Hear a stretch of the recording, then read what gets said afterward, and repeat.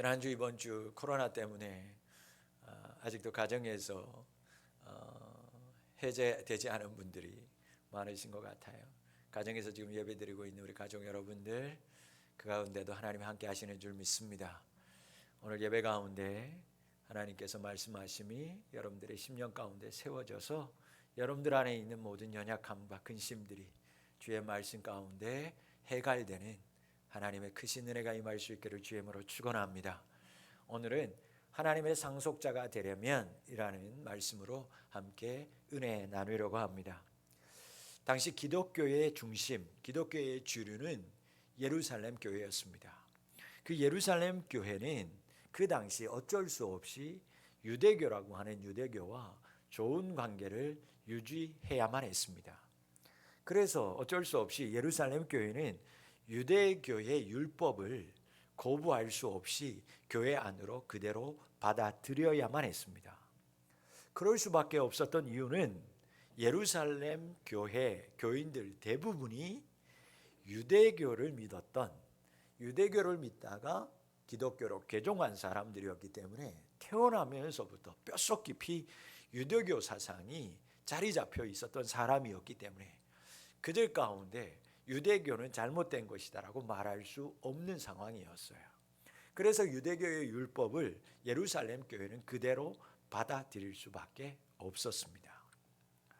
당시 기독교의 세력이라고 하는 것은, 예루살렘 교회의 세력이라고 하는 것은 세력이라고 할 정도도 안 되고 아주 미묘한 힘이었기 때문에 예루살렘 교회 입장에서는 당시 로마 제국의 공인을 받고 있었던 유대교의 도움이 필요할 수밖에 없었어요. 그런데 이와 다른 견해를 가진 인물이 있었는데 바로 사도 바울이었습니다. 바울은 예루살렘 교회의 입장은 충분히 이해하면서도 율법을 준수해야 한다라고 하는 이 예루살렘 교회의 잣대를 이방에 있는 교회들에게까지 적용하는 것은 불가하다. 이방에서 믿는 그리스도인들에게 이 방법 그대로를 적용하는 것은 안 된다라고 주장하기 시작합니다. 그래서 로마를 넘어서 땅끝까지 전도하려고 했던 비전을 가지고 목표를 가지고 했던 바울은 이런 뜻, 즉 율법이 아닌 믿음으로 이방의 모든 그리스도인들을 교회에서 받아들여야 한다, 이 뜻을 전하기 위해서 고린도 교회에 있을 때부터 로마 교회에게 편지를 쓰기 시작합니다. 하나님의 상속자가 되기 위해서는, 하나님이 주시는 축복을 받는 비결은 율법이 아니라 믿음입니다. 하나님의 상속자가 되는 것은 율법의 행위로서가 아니라 믿음입니다 라는 것을 말씀을 통해서 그들 앞에 증언하고 선포하기 시작하는 거죠. 그래서 로마서 3장에는 율법에 관한 모든 것들을 신랄하게 문제점들을 자세하게 이야기해주고, 이제 4장에 와서 그들이 믿음의 조상이라고 여기고 있는 아브라함을 그들 앞에 증거로 내세우면서 아브라함이 어떻게 하나님으로부터 믿음의 사람이라고 인정받았는지에 대해서 설명하기 시작합니다.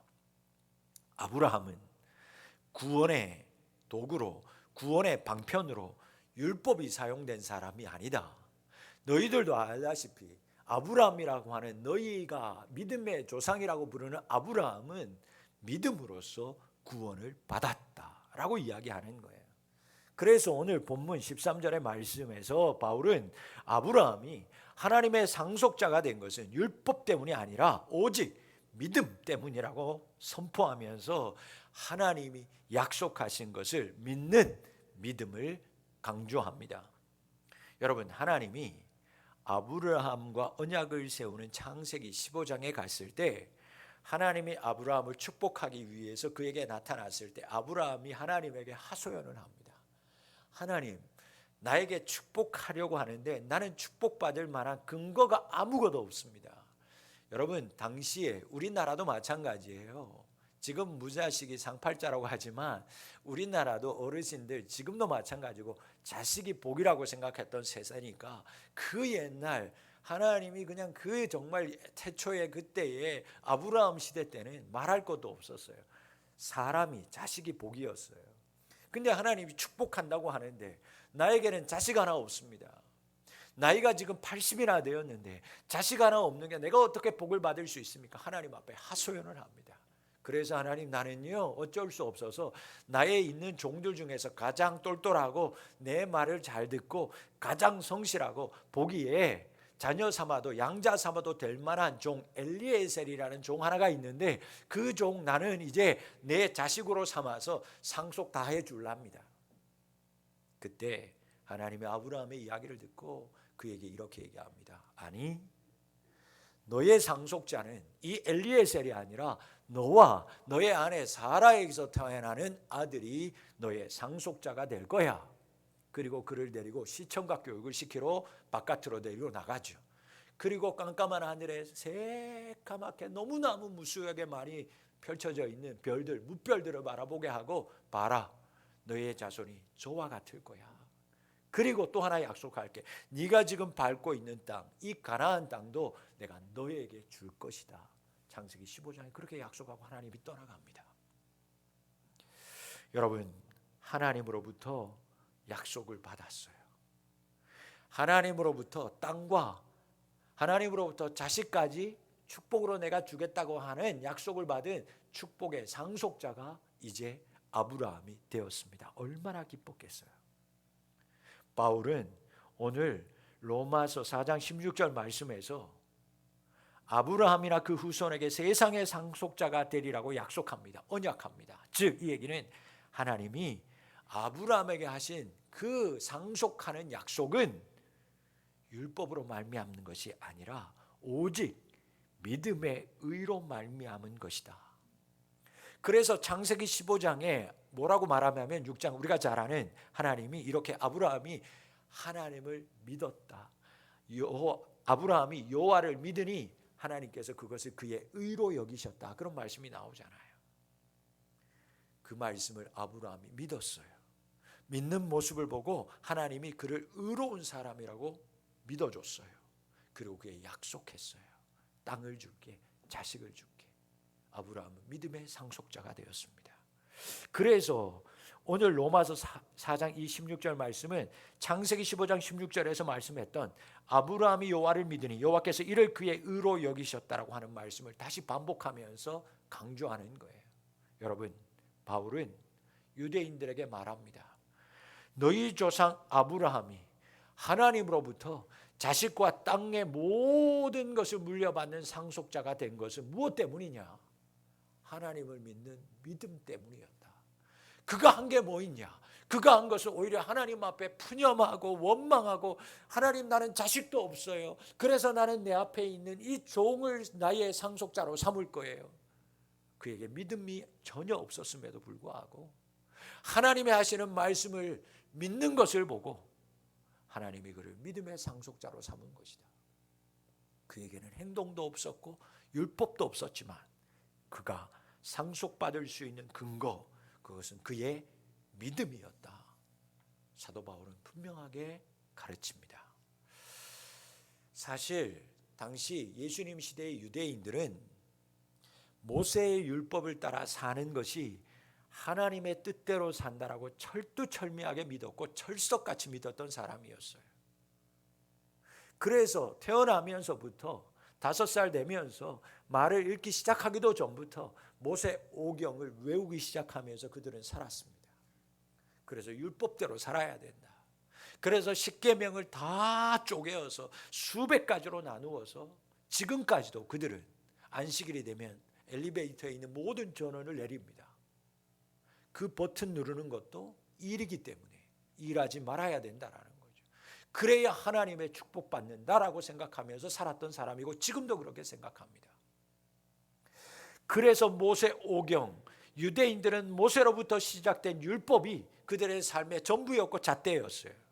율법대로 살아야 하나님의 말씀하는 의로운 사람이라고 믿었어요. 그런데 바울은 지금 이들에게 모세보다도 430년이나 먼저 앞에 살았던, 430년이나 먼저 그 옛날에 살았던 아브라함이라고 하는 사람을 들어서, 아니 봐라, 하나님의 말씀이 분명히 얘기하고 있는 게 아니냐, 있지 않냐? 모세의 율법이 아니라 아브라함의 믿음이 먼저다. 그리고 하나님도 믿음으로 사는 자에게 하나님의 상속자가 되는 축복을 주셨다라는 것을 설명하고 있어요. 여러분, 성경이 그냥 기록되어져 있어요? 그러지 않아요.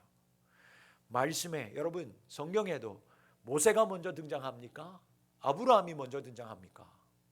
아브라함이 먼저 등장하는 거예요. 그것을 통해서도 하나님께서 우리에게 분명하게 알려주시는 것이 뭐냐? 율법이 먼저가 아니라 믿음이 먼저라는 것을 성경이 우리에게 증언하고 있음을 믿으시기를 주의 이름으로 축원합니다. 여러분, 아브라함이 먼저입니다. 무슨 말씀이에요? 믿음이 먼저라는 거예요. 교회의 무슨 제도, 교회의 어떤 강령, 교회의 어떤 전통이 중심이 아니고 그것이 먼저가 아니라 여러분, 하나님의 말씀이, 믿음이 먼저인 줄 믿습니다. 아브라함은 율법, 즉 행위 때문이 아니라 아브라함은 믿음 때문에 하나님이 하시는 말씀을, 하나님이 행하시는 모든 것을 믿는 믿음 때문에 하나님으로부터 믿음의 상속자가 될 수 있었어요. 그렇기 때문에 여러분, 하나님의 약속을 받을 수 있는 사람은 누군가? 믿음의 사람만이 하나님의 약속을 받는 상속자가 될 수 있습니다. 내가 어떤 일을 하고 어떤 직분이 있고 행위를 하고 전통을 지키는 어떤 율법으로서가 아니라, 그렇게 하나님을 믿는 사람이 아니라 주변의 시선 때문에, 지금까지 내가 믿어왔는 사람들이 부모님들부터 그냥 다 믿었기 때문에 부모님 따라서 왔으니까가 아니라 믿음으로 하나님을, 말씀을 믿음으로 믿는 사람, 그 사람이 바로 하나님이 주시는 축복을 받을 수 있는 믿음의 상속자가 되는 줄 믿습니다. 그런데 오늘 축복의 말씀이 더 여기에 있어요. 오늘 13절 말씀을 보시기 바랍니다. 13절 말씀 이렇게 기록합니다. 아브라함이나 그 후손에게 세상의 상속자가 되리라고 하신 언약은 여기까지. 16절 마지막 말씀도 보시겠어요? 아브라함은 우리 모두의 조상이라 말씀하고 있습니다. 여러분, 하나님은 하나님의 상속자를 아브라함 한 사람이라고 단정짓지 않으셨어요. 놀랍게도, 감사하게도 하나님의 모든 상속을 받을 수 있는 사람들을 어디까지 열어두는가? 아브라함의 후손들까지. 그것도 육체의 후손이 아니라 영적인 후손, 믿음의 후손들에게까지도 하나님의 상속자가 될 수 있는 것들을 다 열어놓으셨어요. 여러분, 우리에게 은혜인 줄 믿습니다. 이것이 복음이에요.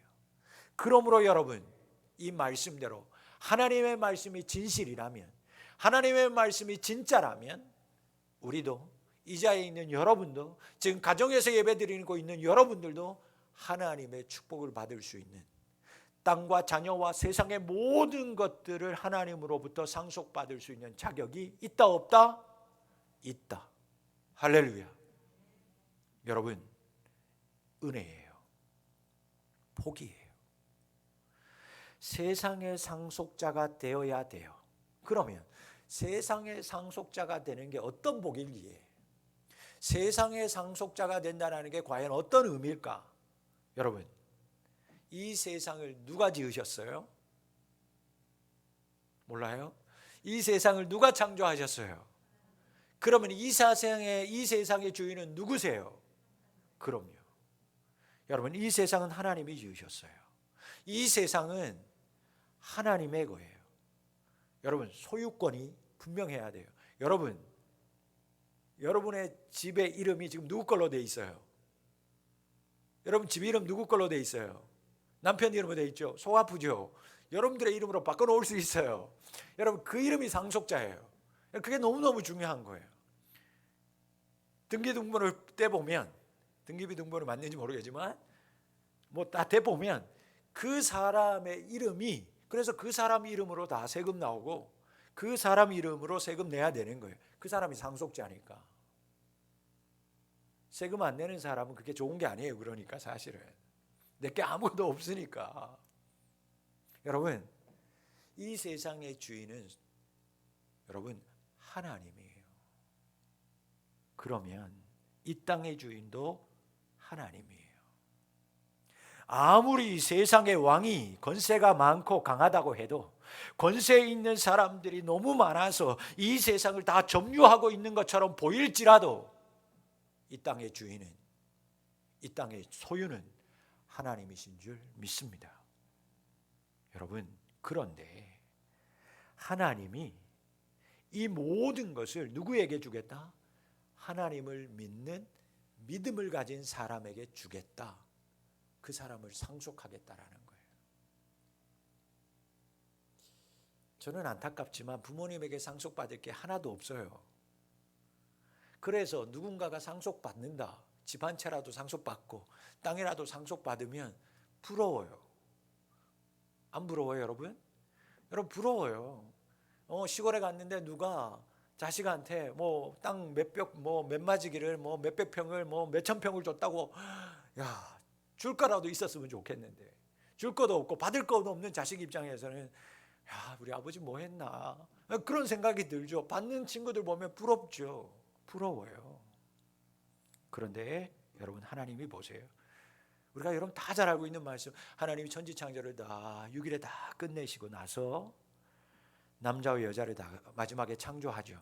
그러고 나서 하나님이 뭐라고 말씀하냐면 이렇게 얘기해요. 하나님이 그들에게 복을 주시면서 생육하고 번성하여 땅을 충만해라, 땅을 정복해라, 바다의 물고기, 하늘의 새, 땅에 움직이는 모든 생물을 다스려라. 그 다음 말씀에 내가 온 지면에 씨 맺는 모든 채소와 씨 가진 모든 열매 맺는 모든 나무를 너희에게 주노니 너희의 먹을 거리가 되리라. 여러분, 하나님이 하나님을 믿는 자에게, 아담과 하와에게, 그리고 아담과 하와의 그 믿음의 자손들에게 동일하게 이 세상의 모든 것들을 다 주셨어요. 상속자에게 다 주셨어요. 그리고 주시겠다고 약속하고 있어요. 그렇다면 한번 생각해 볼까요? 여러분은 지금 어떤 사람이에요? 여러분은 어떤 사람이에요? 믿음의 사람인 줄 믿습니다. 그럼 믿음의 사람이라면 하나님께서 주신 모든 것들을 아담에게뿐만 아니라 아브라함에게뿐만 아니라 여러분들에게도 하나님께서 세상의 모든 것들을 다 주신 줄 믿습니다. 여러분들이 세상의 주인이어야 돼요. 세상을 다스릴 수 있어야 돼요. 세상의 모든 것들 하나님 여러분들에게 주셨어요. 만약 그렇다면, 그걸 믿는다면 다 가진 사람이 많은 것 중에 만약 하나를 잃었다고 죽을 것처럼 말하고 죽을 것처럼 행동하면 그 사람을 바라보는 사람은 그 사람에 대해서 어떻게 생각할까요? 동네에서 제일 유지해요. 제일 많이 가진 사람이에요. 그 사람이 어찌 하다가 돈을 조금 잃었어요. 그런데 동네에 와서 얼마나 울고불고 하면서 생색을 내는지, 그거 잃어버렸다고, 그거 없어져서 큰일 났다고, 집에 있는 자전거 한 대가 사라졌다고, 큰일 났다고. 그걸 듣는 동네 사람이 겉에서는 아이고 어떡하냐고 하지만 돌아서서 어떻게 생각할까요? 어떻게 생각할까요? 아닌 것처럼 생각하지 말고 여러분들이 그렇게 생각하잖아요. 아유, 그거라도 있어 왔으면 좋겠다. 얼마나 그 사람 심술쟁이, 아유 저 자린고비, 아유 바늘구멍 하나도 안 들어갈 욕심 많은 사람, 그 전에 좀 베풀기라도 하지, 그런 생각하지 않겠어요? 여러분 기억하시기 바랍니다. 다 가진 사람은요 여유 있게 살아야 돼요.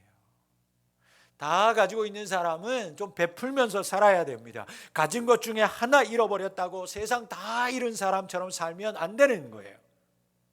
그래서 여러분, 우리는 이 세상 사는 날 동안에 좀 다른 사람들보다 좀 좁게 살아도, 좀 덜 가져도 다 가졌기에 그러한 세상 것들에 연연하지 않고 살아야 할 줄 믿습니다.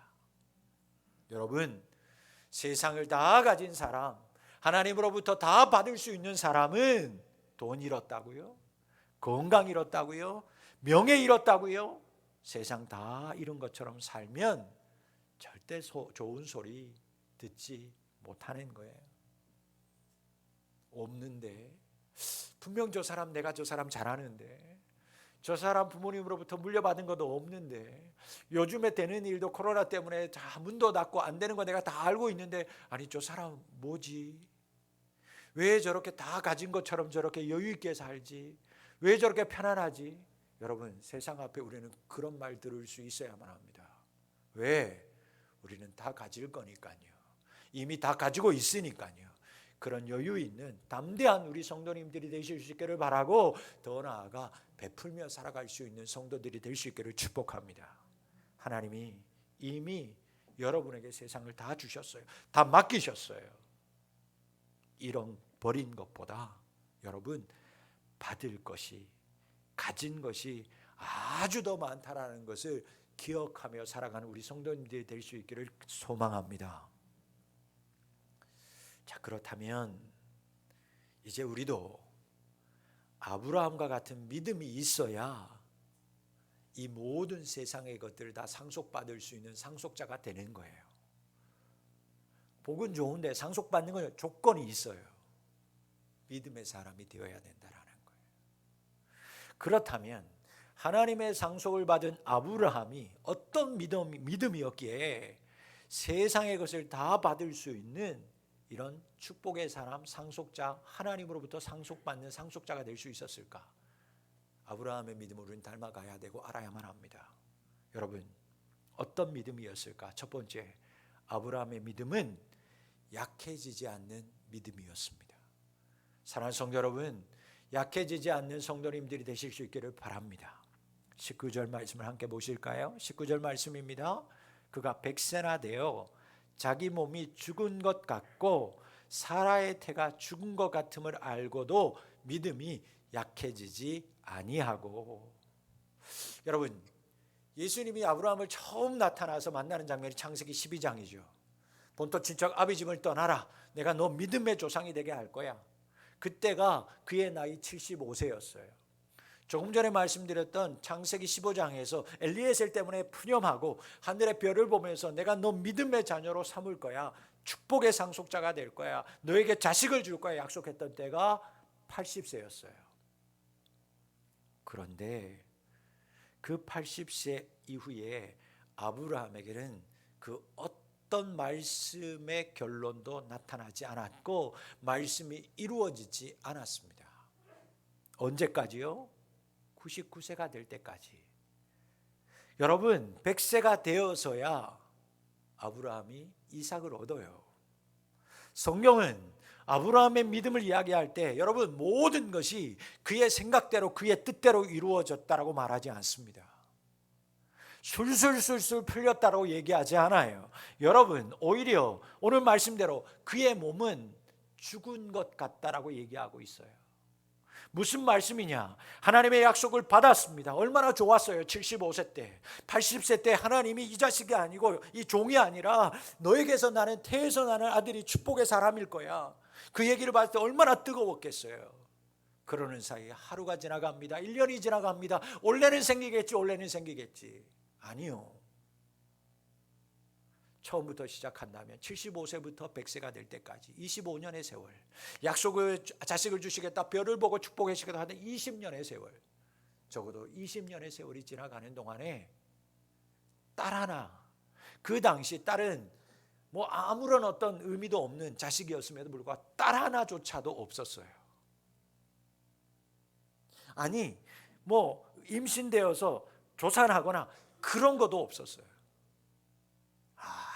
아무런 징조도 보이지 않았어요. 응답도 없었어요. 뜻대로 되는 것이 아무것도 없었어요. 그러나 말씀은 오늘 우리에게 이렇게 증언합니다. 그럼에도 불구하고 아브라함의 믿음이 약해지지 아니하였다.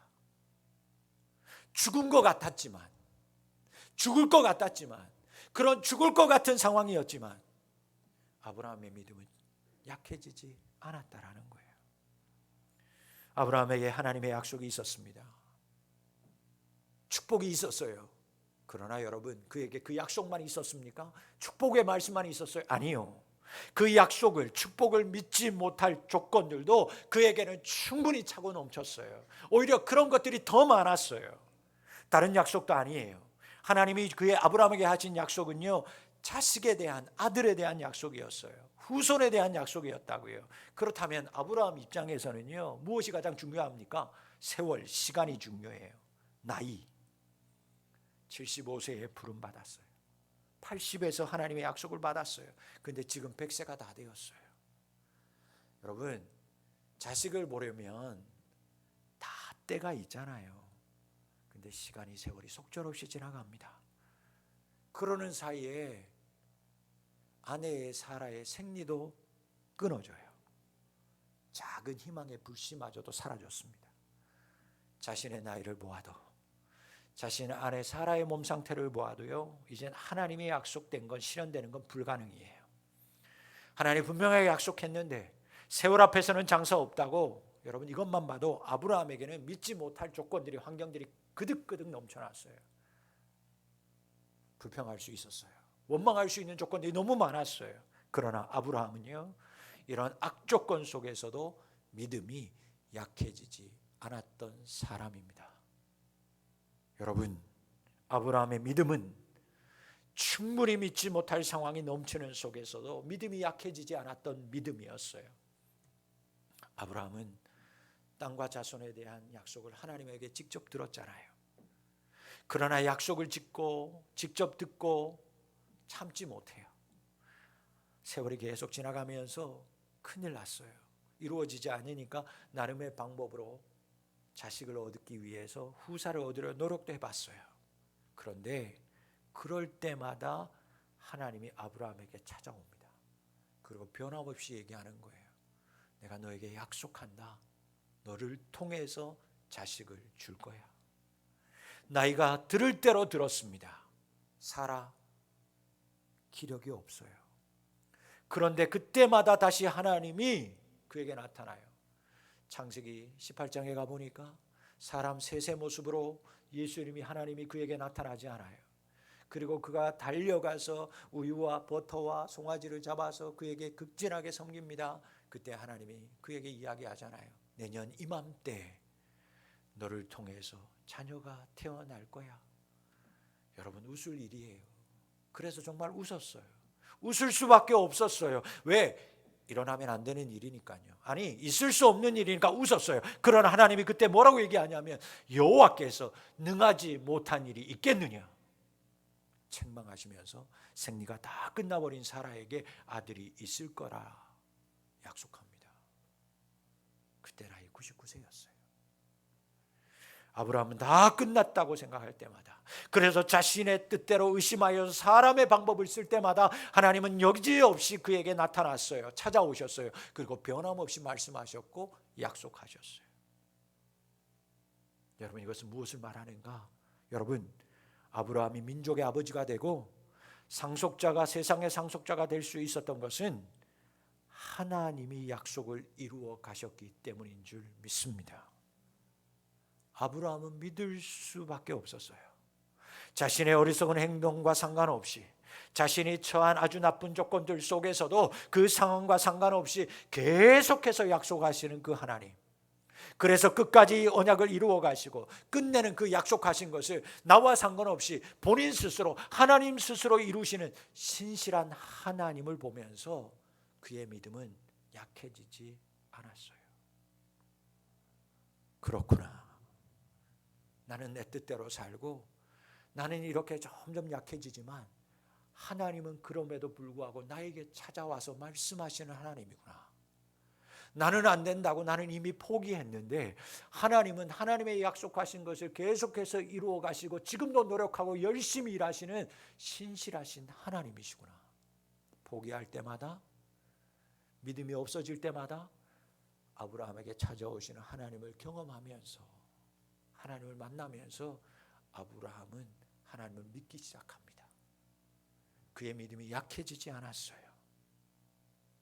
지나온 모든 세월을 돌아보면서 그렇게 믿음 없었던 자신, 그렇게 많은 잦은 실수에도 불구하고 그렇게 끝까지 나에게 찾아오시는, 그리고 끝까지 너에게 후사가 있을 거야, 아들이 있을 거야 약속하시고, 아주 심각한 나쁜 환경 속에서도 가는 곳마다 그를 지켜주시고 이끄시고 축복하시는 하나님을 경험하면서 아브라함은 신실하신 하나님을 믿었어요. 마침내 그가 다 포기했을 때, 바랄 수 없는 중에 정말 이삭을 백세에 안았을 때, 아브라함은 인간이 가진 어떠한 능력과 조건까지도 뛰어넘어서 하나님이 약속하신 그 말씀 그대로를 이루시는 하나님을 분명하게 경험했고 믿을 수밖에 없었습니다. 여러분, 나의 믿음, 우리의 믿음은 어떤 믿음입니까? 우리는 조건을 봅니다. 우리는 자꾸 환경을 따라갑니다. 그래서 예배하고 기도한 후에도 그 기도한 것들이, 그 내용이 내 눈앞에 보여지지 않으면, 그 약속이 내 손에 잡히지 않으면 우리는 이내 실망해버리고 맙니다. 내가 잘못 들었었나 보다, 내가 뜬구름 잡을 생각을 했다라고 생각하죠.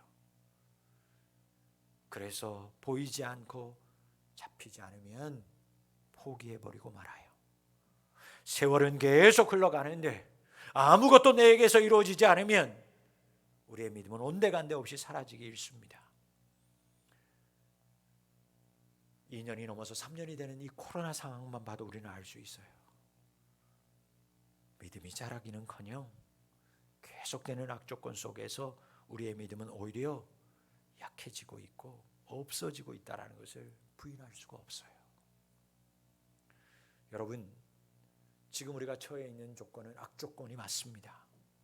하나님은 변함없는데 내 주변에 일어나고 있는 환경들은 믿지 못할 조건들로 차고 넘쳐납니다. 우리는 지금 그런 세상에서 지금 살아가고 있습니다. 끝난다고 하는데 언제 끝날지 모르는 코로나의 위협 한가운데 우리는 계속 살아갑니다. 기도하는데도 코로나에 걸려요. 기도하는데도 하나님께서 응답하지 않는 것처럼 보여요. 여러분, 믿음의 생활의 조건과 환경은 지금 최악이라고 할 수 있어요. 오늘 말씀처럼 정말 죽을 것 같아요. 숨막히는 생활입니다. 그러나 사랑하는 성도 여러분, 이런 악조건과 충분히 믿지 못할 상황이 넘쳐나서, 그래서 정말 죽을 것 같을지라도 우리의 믿음만은 약해지지 않아야 할 줄 믿습니다. 성경의 모든 인물들, 노아도 모세도 요셉도 욥과 다니엘도 저들에게 주어져 있는 상황은 죽을 것 같은 상황이었어요. 진짜 죽으러 갔었어요. 죽어야만 하는 상황이었어요. 믿지 못하는 상황들, 하나님 앞에 기도해도 기도 응답되지 않는 상황들로 차고 넘쳐났어요. 주변의 모든 사람들이 그를 죽이려고 달려드는 상황이었어요. 그러나 그들은 그런 상황 속에서도 믿음만은 약해지지 않았습니다. 변함없이 저들은 그런 상황 속에서도 하나님을 믿었어요. 하나님의 말씀을 변함없이 신뢰했습니다. 사랑하는 우리 푸른미전교회 성도 여러분, 여러분들의 상황이 지금 너무 힘들고 그래서 하나님을 믿지 못할 악조건들이 너무 많습니까? 정말 앞뒤가 다 막혀서 죽을 것 같아요. 그럴지라도 부디 여러분의 믿음만은 약해지지 않기를 주의 이름으로 소망합니다. 눈에 보이고 귀에 들리는 것들은 죄다 하나님을 믿지 못할 것들이에요. 그런 상황들이에요. 악조건들은 차고 넘쳐난다고 해도 여전히 오늘도 나에게 말씀하시는 하나님, 그런 연약한 나를 붙들고 너는 나의 자녀야, 나의 자녀야, 사랑하는 아들이야, 사랑하는 딸이야, 계속해서 나에게 찾아와서 말씀하시는 그 하나님을 끝까지 신뢰함으로 믿음이 약해지지 않는 우리 성도님들이 다 되실 수 있기를 주의 이름으로 축원합니다. 두 번째, 하나님의 상속자가 된 아브라함의 믿음은 견고한 믿음이었습니다. 오늘 본문 말씀 로마서 4장 19절에서 끝나지 아니하고 그 말씀은 계속 이어집니다. 20절 21절 말씀입니다. 믿음이 없어 하나님이 약속을 의심하지 않고 믿음으로 견고하여져서 하나님께 영광을 돌리며 약속하신 그것을 또한 능히 이루실 줄을 확신하였으니. 아브라함 믿음이 약해질 뿐만 아니라 그 속에서도 약속을 의심하지 않고 믿었다라는 거예요. 그래서 견고하여져서 하나님 앞에 영광을 돌리는 자리까지 갔다. 이것이 오늘 우리에게 주시는 말씀입니다. 아브라함은 믿을 수 없는 조건이었어요. 상황이었어요. 차고 넘쳤어요. 그런데 믿음이 약해지지 않을 뿐만 아니라 오히려 그런 상황 속에서도 하나님은 이루실 거야, 하나님은 능히 하실 수 있어, 그것을 확신하게 믿는 견고한 믿음의 사람이었다라는 것을 꼭 기억하실 수 있기를 바랍니다. 여러분, 그의 나이 100세였어요. 100세였어요. 여러분, 나이가 들면 기력이 약해지는 건 막을 사람이 없어요. 50 넘어가면, 60 넘어가면 늘 이러죠. 올해가 다르고 내년이 다르고, 올해가 잘령하고 올해가 달라. 늘 그 얘기야. 늙어가는 건 어쩔 수 막을 수 없어요.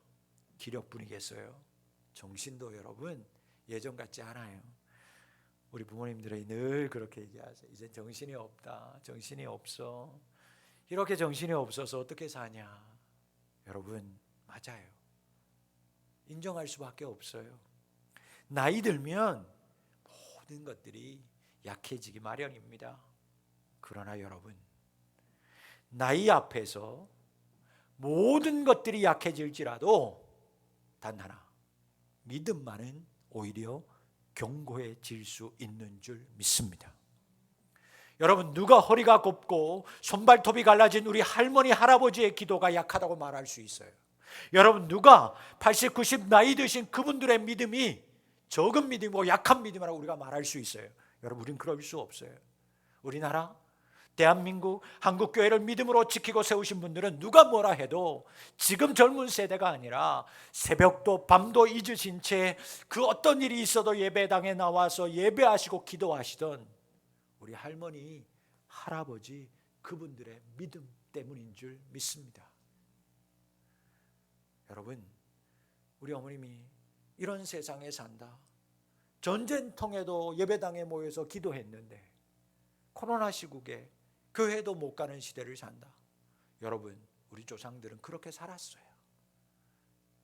총탄이 오가는 그곳에서도 동굴에 모이고 예배당에 모여서 예배드리는 그런 믿음 때문에 오늘 우리가 이 자리에 있는 줄 믿습니다. 여러분, 믿음은 나이와 상관없어요. 오히려 나이가 들수록 견고해질 수 있는 거, 유일한 것 하나, 그것이 바로 믿음이에요. 환경은 더욱 안 좋아지고 믿지 못할 조건들은 더 많아지는 세상에 살아간다고 해도, 나이가 들어온다고 해도 믿음만은 더욱 견고해질 수 있어요.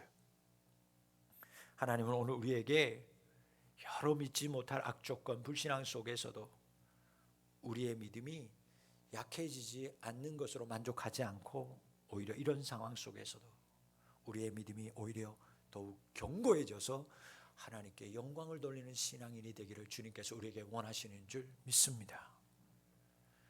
여러분, 이제 우리 교회는, 우리 성도들은, 푸른비전교회 성전들을 밟은 모든 분들은 더 이상 코로나 때문에 믿음을 걱정하는 그런 어떤 연약함은 뛰어넘어야 할 줄 믿습니다. 이제는 우리는 그런 걱정하지 말아야 돼요.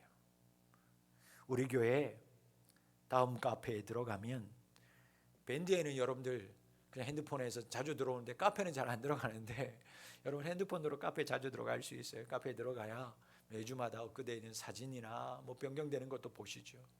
그런데 우리 카페에, 다음 카페에 들어가면 푸른비전교회 안내란에 비전 및 사명이란 코너 제일 마지막에 제가 우리 교회 슬로건을 이렇게 기록했어요. 우리 교회 슬로건이라고 하고 이렇게 기록해놨습니다. 젊음은 나이에 있지 않고 마음에 있다. 따라할까요? 젊음은 나이에 있지 않고 마음에 있다. 여러분, 아브라함은 젊음의 사람이었어요.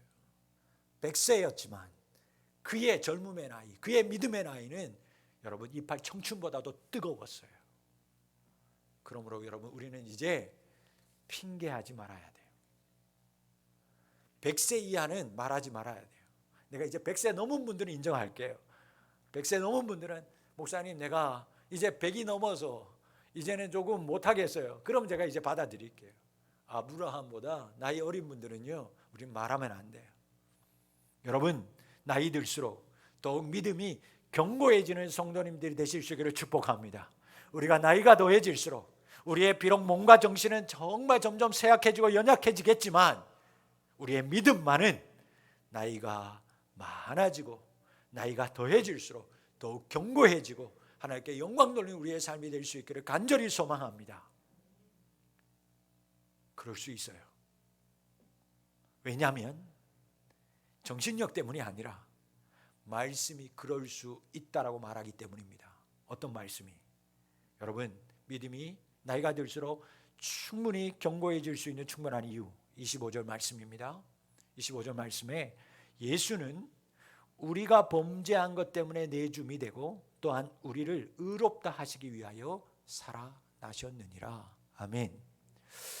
이 말씀이 왜 우리가 나이가 들수록 우리 주변에 악조건들이 많을수록 믿음이 더욱 견고해져서 하나님 앞에 영광 돌릴 수 있는 이유가 될까? 여러분, 하나님의 약속을 믿지 못하는 그 모든 악조건 속에서도 나이가 100세나 되었을 때의 그 아브라함, 믿음이 약해지지 않았고 오히려 믿음이 나이 들수록 믿음이 견고해졌던 아브라함도 보지도 못했고 듣지도 못했고 경험조차도 상상할 수도 없었던 것들이 있었는데 그것이 뭐냐? 바로 예수님의 십자가의 사건과 부활의 사건이에요. 아브라함은 견고한 믿음이었어요. 약해지지 않는 믿음이었어요. 하나님 앞에 100세가 되어서도 영광을 돌리는 믿음이었는데 그가 상상하지도 못하고 보지도 못하고 경험하지 못한 것 하나가 있었는데 예수님의 십자가와 부활의 사건이었어요. 여러분, 그런데 우리는요, 우리는 이미 아브라함의 믿음과 하나님이 그에게 한 약속의 성취를 이미 알고 있어요. 거기에 플러스 더해서 예수님의 희생과 부활의 은혜와 또 부활 가운데 동참하는 자에게 주시는 하나님의 약속, 예수님의 약속도 우리는 이미 보았고 그리고 경험했고 우리는 기록된 말씀을 통해서 하나님의 약속을 보고 있고 믿고 있어요. 여러분, 그렇다면 결론은 우리는 아브라함보다 더 큰 은총 아래 살고 있는 사람임을 믿으시기를 주님으로 축원합니다. 더욱 큰 애를 보았고요, 더욱 큰 믿음을 받을 사람이에요. 우리는 아브라함보다 더 큰 믿음의 사람이 될 수 있는 조건은 이미 우리에게 아브라함보다 더 좋은 조건들이 하나님 우리에게 허락하셨어요. 예수님의 십자가의 희생을 통해서 부활을 동참해 약속받은 우리, 아브라함보다 비교할 수 없는 더 큰 은혜를 입은 사람인 줄 믿습니다.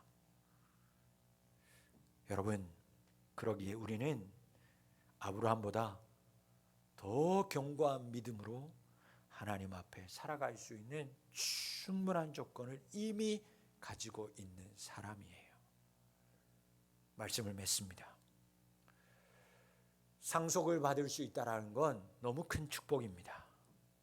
선대 어르신들이 땀 흘려 일구어 놓으신 것을 후대가 받을 수 있으니 상속받는다는 건 부러움의 대상이고 복이에요. 그래서 집 한 채 상속을 받아도 땅 100평만 상속을 받아도 큰 것을 물려받은 것이고 복이라고 생각해서 우리는 부러워합니다. 그런데 여러분, 만약 이 세상 전체를 상속을 받는다면 어떨까? 여러분, 하나님은 하나님을 믿는 믿음의 사람에게 이 세상의 모든 것 전체를 상속하시겠다고 약속하고 계십니다. 이 세상을 다스리고 그리고 이 세상의 것이 너의 것이라고 그런 권세를 여러분들에게 주셨다고 약속하고 있습니다. 우리는 모든 것을, 온 세상을 다 상속받은 축복의 사람입니다. 그렇다면 땅 한 평, 집 한 채를 따지고 살아가면 안 됩니다. 그것을 보면서 부러워하고 산다면 우리는 정말 속 좁은 사람으로 사는 것입니다. 우리는 하나님의 약속만 믿고 살면 되는 줄 믿습니다. 온 세상의 주인이신 하나님이 나에게 주신 것, 그리고 앞으로도 주실 것을 그 복만 믿고 살아가면 되는 줄 믿습니다. 분명 힘든 세상에 우리는 살아갑니다. 그러나 하나님의 말씀. 약속을 믿지 못할 조건 상황 넘치고 넘쳐나지만 하나님이 주신 믿음이 약해지지 않는 우리 성도들이 되실 수 있기를 축복합니다. 예수님의 십자가의 고난과 날 위하여 피 흘리심과 그리고 부활하심을 본 우리는 더욱 이렇게 힘들고 어려운 시대 상황 속에서도 더욱 견고한 믿음으로 하나님의 약속의 말씀을 굳게 믿고 하나님께 영광 돌려야 할 줄 믿습니다. 여러분에게 온 땅을 다스리는 권세가 있습니다. 그리고 하나님은 반드시 그 약속을 지키십니다. 악조건이 넘쳐나는 환경과 믿지 못할 상황 속에서도 하나님의 약속을 끝까지 믿음으로 하나님께서 주시는 상속 모든 것을 다 받아 누리는 복과 권세를 받아 누리는 우리 모든 성도님들이 다 되실 수 있기를 주의 이름으로 축원합니다. 기도하겠습니다. 사랑이 많으신 아버지 하나님, 약속된 말씀을 더욱더 굳게 믿는